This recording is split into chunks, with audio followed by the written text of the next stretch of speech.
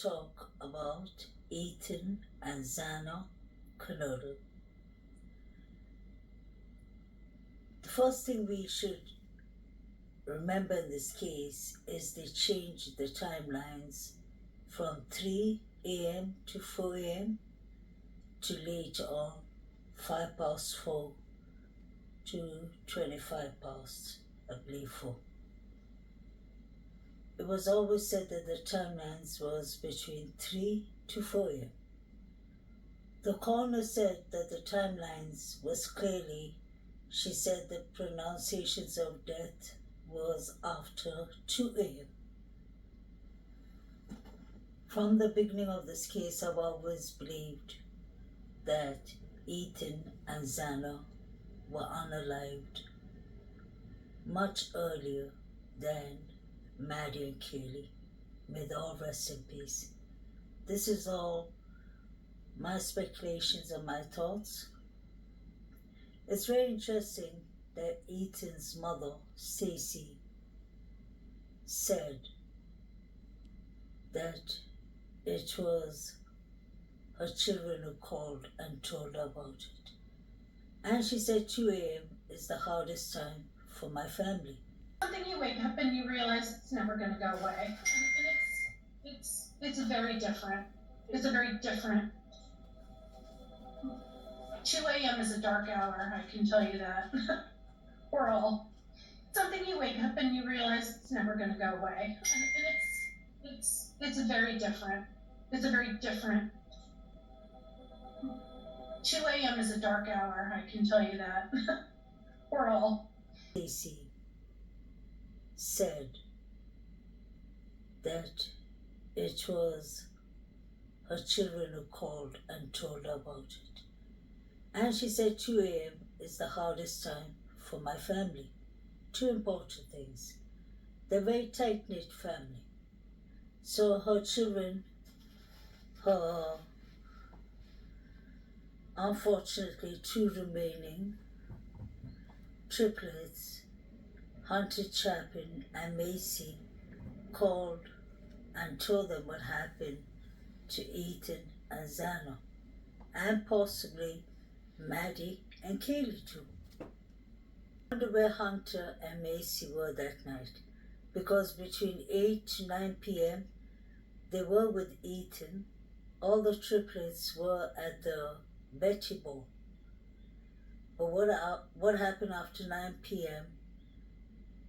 right up to the next day the police were called is a question mark.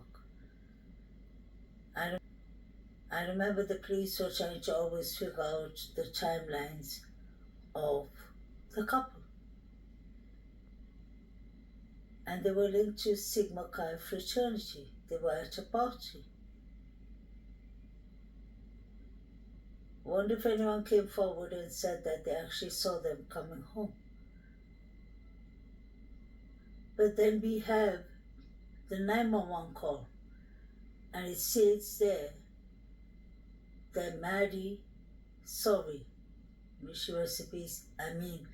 Bethany Funk was texting DM and saying, I saw Maddie in all black clothing. What was that about? And now we have DM saying that she saw XANA in the sitting position. Why didn't she stop? Why did she continue running down to BF's room?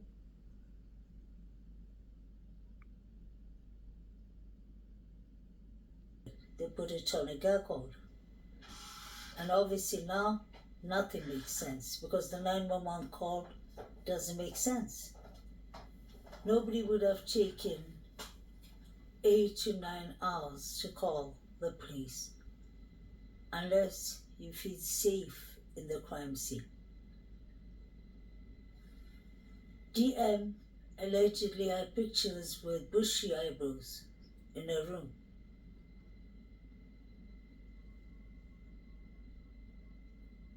She's had 3 interviews or 4 interviews. And it didn't sound like she was in a rational mind. She could have been on drugs, she could have been on alcohol, she could have been on anything. She could have been on pills. The same with Bethany Funk. Why wouldn't they call 911? Even after 2 hours, state of frozen shock. I believe it happens, but 2 of them, both of them, you have 4 people that were horrifically unalived. And that's another thing I wanted to talk about. I just think it's a rumor that they cleaned up the crime scene. Nothing was cleaned up. Because all the news media from the beginning, ABC News, Fox News, all the news medias were saying it was a horrific crime scene. Even the coroner said it was a bloody crime scene. So I don't think there was any cleaning done there. This picture is from the 13th of November, or say the 12th of November, between 8 to 9 p.m. That is when Ethan and his triplets and Macy, his roommate, were all on a date at the Betty Blue or Betty Ball.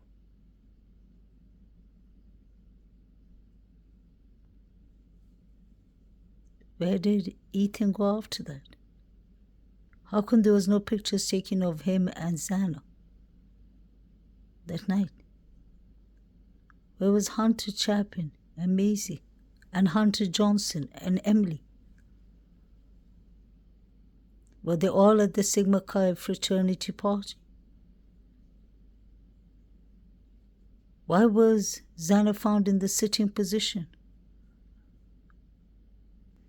Was Ethan and XANA attacked on their way home? Did something happen outside at the Sigma Chi party? Could they have carried XANA home and put her on the sitting position? The surviving roommates' statements doesn't make sense. They were texting each other, they were on social media, they were calling their parents were calling them back, nobody was bothered to call 911. Now that the new documents have come out and it states that DM actually saw XANA in the sitting position on the floor, and she didn't bother to check if XANA was okay. What was actually going on? XANA's father said that he spoke to XANA that night. I find this article to be very interesting. It came out the first 10 days after the quadruples. This reporter was working on the Gabby Petito case too. His name is Gerald Corsi. Hope I said that right. He says investigators today are concentrating on the highly unusual type of mutilation of one of the victims and the possible reasons why this person was singled out for such exceptional post-mortem brutality. Again, goes to motive and identity. Strangely enough, I've seen a post like that before, but that post clearly said it was Maddie. Trigger warning. This is all speculations. These were the speculations going on in the beginning, but this reporter was quite close in the case, and this was one of the texts he put out. So was one of the victims mutilated? This crime scene was so massive and so complex that I doubt one person could have done it by themselves in such a short time. In 15 minutes, impossible. It has to be a person who knew the inside and outside layers of this house very well. Someone in the inside had to be working with the person on the outside, in my opinion. Somebody was telling them exactly what time they sleep, what they eat. I wouldn't be surprised if there's cameras inside the house. I really believe that. And I've always said that. These girls were being watched, just like they were watched at the grab truck, in my opinion. David Beracho was studying maths, physics, and science. He was really fascinated in unalivings. This was on his TikTok. These are the posters people managed to get in the beginning. Like I got Jack D's one with his fingers injured.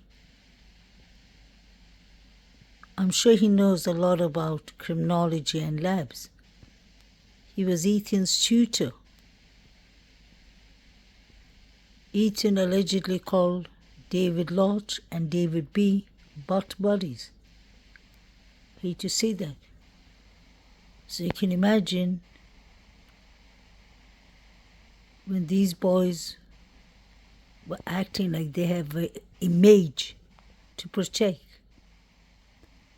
And in front of a whole college party, a fight breaks out and you're called the worst names. And then on top of that, the person is on steroids. One of the most aggressive drugs that is available, in legal and illegal ways. These students were caught up in drugs, whether they were using it or providing it. We don't know who it was providing it for them. But this was a party house, 1122 Kings Road. May the victims rest in peace. And for the correct justice to be served, the truth must be told. Everyone has said that from the very beginning. It's always been said that it was a party hub. And I believe that is the exact reason they tore down, demolished this house. Because it had over thousands of DNAs. There was empty beer cans lying in front of the house. People used to come to party there. I believe victims wouldn't even know if somebody walked into the parties, one of the people, and they were recording. It could have been anyone. Then you have Jack Showalter with his aggressive behavior towards females. And he was one of the last people seen with Maddie and Kaylee. And he knows Bethany Funk and Dylan very well. David Lodge was the one that they were calling schizo on 4chan. Hate to use the word, but that was the word they were giving him, his nickname. He's sitting over here at the leather couch that belongs to 1122 Kings Road. He's sitting behind the sliding door. And the victims don't even know he's sitting outside their property, watching them. Yes, there could have been a peeping Tom, and that would have been David Lott. He really liked XANA, and he couldn't have XANA. XANA was with Ethan.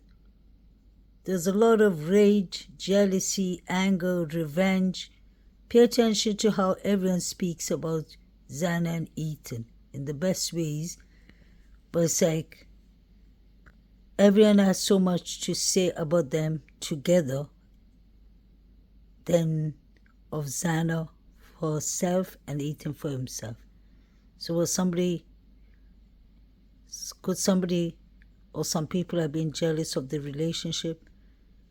And if DM's secret came out from Maddie on her TikTok calling her Jaden, and if David Lodge and David B, a secret came out from Ethan and XANA by calling them butt buddies, could this have all spiraled into hate,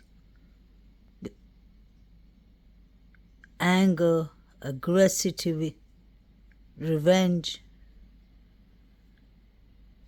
crime of passion, everything put together. It's quite possible. We saw a white truck driving to the corner club. Was it David Lodge's truck? Was David Lodge at the grub truck actually? Is that him we see with the yellow hoodie and the black jacket? It was all Sigma Chi, fraternity boys and other frats that were paying attention to the girls at the grub truck. And Jovito said that the girls got a lot of attention at the corner club too. So were they being watched? This is another old post made by Gerard Corsi. Lengthy time of splashing water sound made it stand out for her. That means her DM. Not that there was activity in the bathroom at the time, but that it was so constantly intense, according to my Moscow ID source. This fits with the perp washing off the worst of the arterial blood spray. Wow. So the DM here, somebody washing their hands in the toilet. Wonder which toilet. Is it the one on the second floor? Her toilet and Ethan's toilet? Or was it the one on the third floor? All these posts are starting to make sense now. That's why I always say let's go back to the beginning. I personally believe half of the things that were said in the beginning, like the students were gagged. Because how can you unalive 4 people within 15 minutes without not gagging them up or without not having a GUN? Doesn't make sense. This is another one too from the same reporter.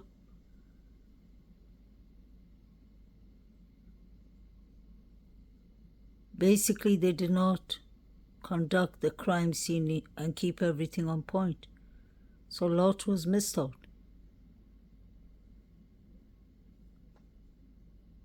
I think this is the post by Inan Harsh. So I think BMW-ish luxury style SUV car without state plates. Looks semi-familiar, so I think it's a closed state like Montana or Utah, I think. Tinted windows around at 1:30 a.m. Saturday night. That was the nights of the unaliving. On the corner of Queen and Anne. Noticed that spot was empty on Sunday and replaced by cop cars on Sunday. Seems sus now. As someone who lives here, the non-resident cars usually stand out to me, but I was tired. So this car stood out to him in a way, for him to have remembered it. I wonder why Inan Harsh was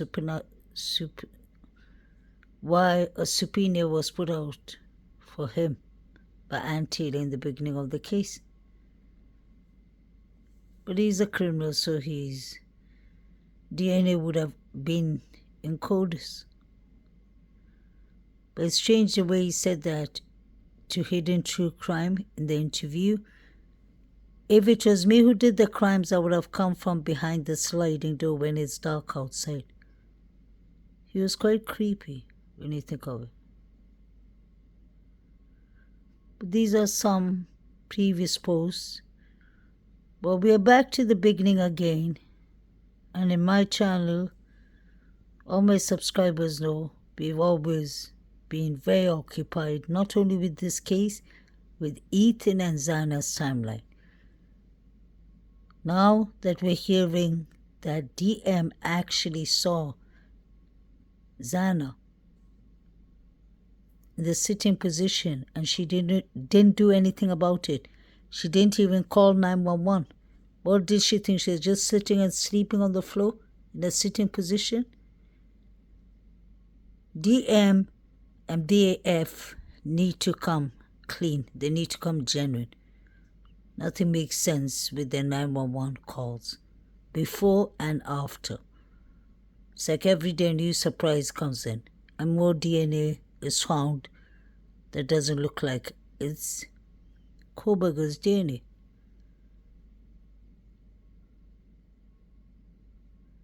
Now they can't use the touch DNA, so what are they going to use? Let me know in the comments. Please like, share, and subscribe.